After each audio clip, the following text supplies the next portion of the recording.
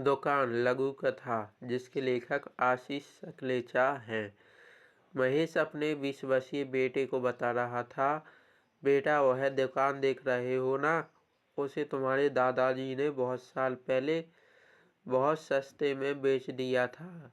वे उस समय नहीं बेचते तो दुकान की कीमत आज लाखों में मिलती। यह बताते हुए उसके चेहरे पर पिता के फैसले के प्रति हिकारत के भाव थे।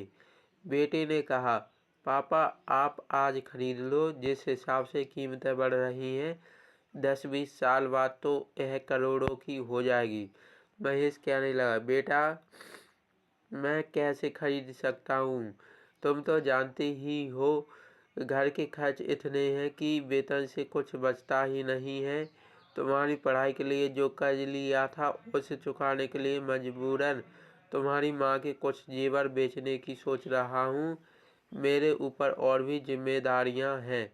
बेटे ने कहा, पापा जैसे आज आपके ऊपर जिम्मेदारियाँ हैं और मजबूरी में आप माँ के जेवर बेचने के बारे में सोच रहे हैं, उसी तरह उस समय दादाजी के ऊपर भी तो जिम्मेदारियां रही होंगी और किसी मजबूरी के कारण उनको भी दुकान आनन फानन में बेचनी पड़ी होगी। बेटे की बात सुनकर महेश ने हैरानी से उसकी तरफ देखा। उसे महसूस हुआ कि उसके पिता अपने जीते जी जो न कह पाए वह पोता बोल रहा है।